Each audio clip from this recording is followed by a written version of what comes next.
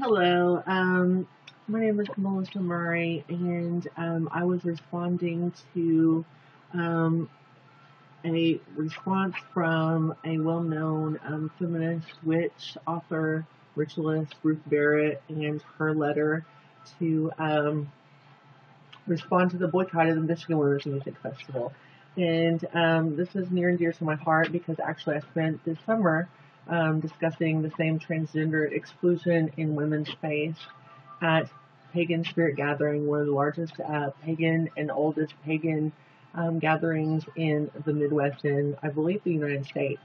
And Ruth was asked to lead a workshop that was excluding transgender women. And this is near and dear to my heart, not only because I'm a feminist, because I am part of the women's spirituality movement and a member of the women's community in Austin and have worked with a lot of women's festivals there. But also I'm transgendered and I label myself a woman-born woman because I was born this way.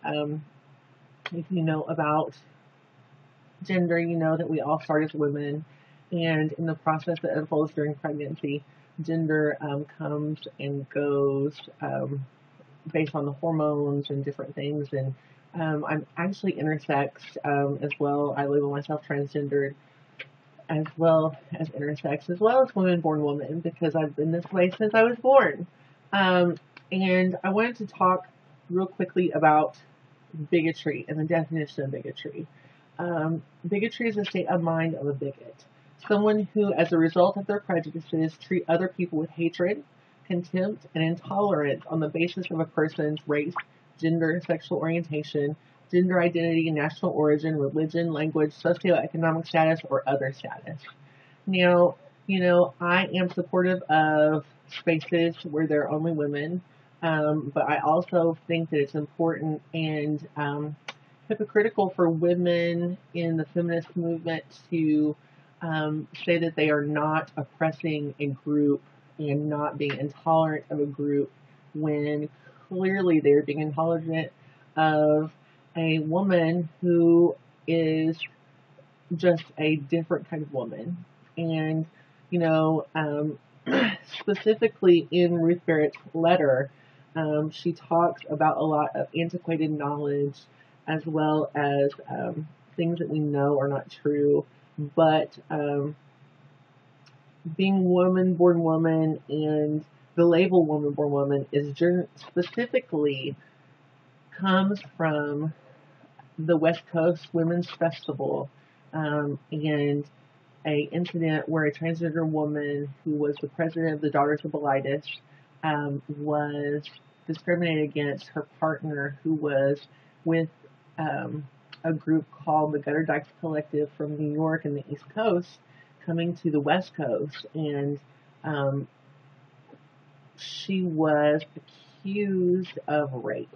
And at this women's conference, there is a huge problem because the Gutter Dykes Collective was disrupting the Women's Festival and forced the women to vote on whether this transgendered woman, the president of the Daughters of Bilitis, could stay. And when the conference actually voted that she could stay, Beth could stay, and she was a transgender woman, then the Gutter Dykes Collective said that they were going to disrupt the conference and make it so that no progress could be made, and Beth actually left on her own so that she wouldn't create a problem.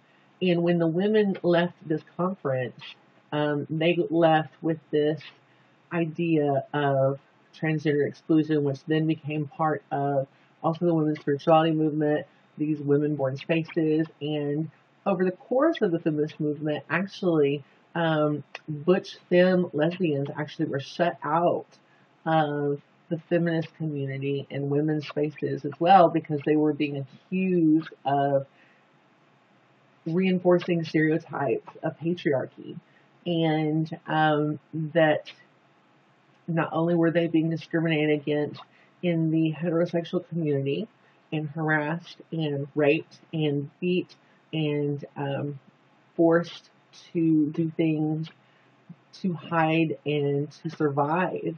But then the women's community also turned their back on them. And it really makes me sad to see even these women who now have been welcomed back, like Falcon, Ruth's partner, not even acknowledging the fact that, that was the case, and to still try to make this bigotry and this intolerance okay and acceptable.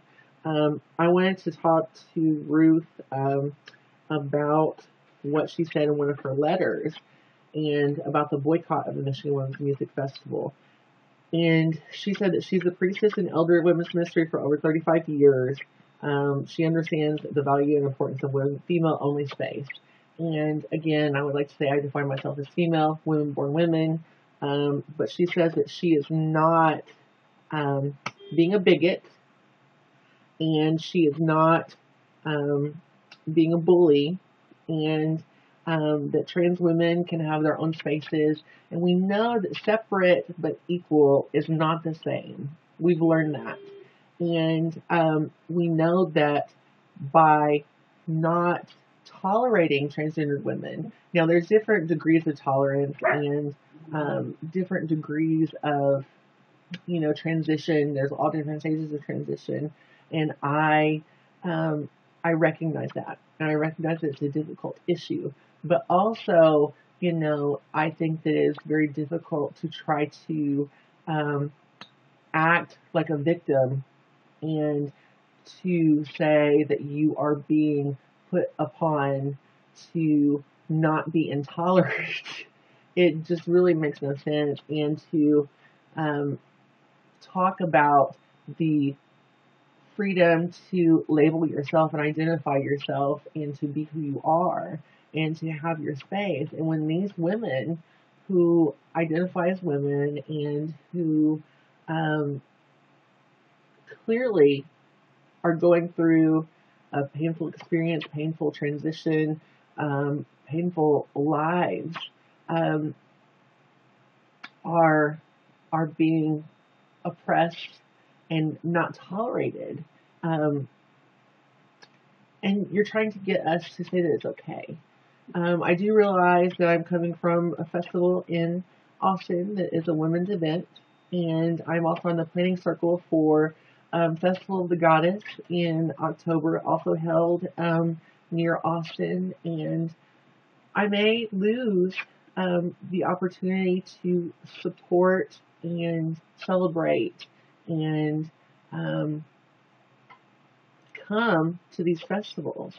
But I just have to open my mouth and to say, after hearing conversations all weekend about this issue, that, we have to give bigots the right to be bigots. And, if you have to have a space where you don't tolerate transgendered women as women, or you want to define these things, even though you are hypocritically asking for the right to define that for yourself, but won't let others do that, or don't agree with other self-definitions. I just think that it is really wrong to not call a spade, and not saying that I don't agree, because I do support the right to be a bigot, and I support the right, because if not, then they will take away everyone's right. But call it what it is. It's bigotry, and it's sexist, and don't try to play a victim in order to win support or to get money and sympathy and empathy from people when it really is bigotry.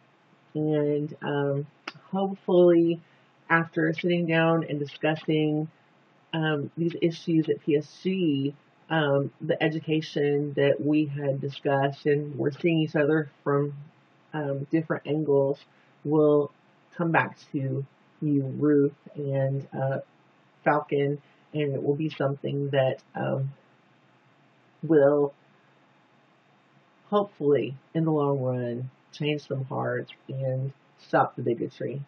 If you have any comments, please contact me.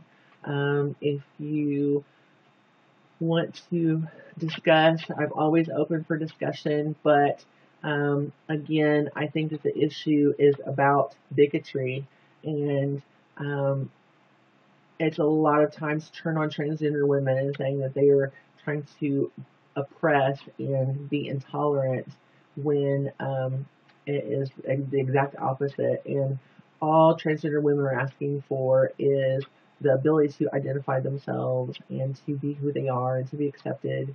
And that's what the feminist movement, I believe, was all about: to be accepted, to be able to identify yourself, and to be supported and safe. Um, please let's continue this conversation. I know that it's not something that is going to stop, and may progress and peace and love and tolerance reign supreme. Thank you so much. And I'm going to get off of my soapbox now. May you all be blessed with peace. Thank you.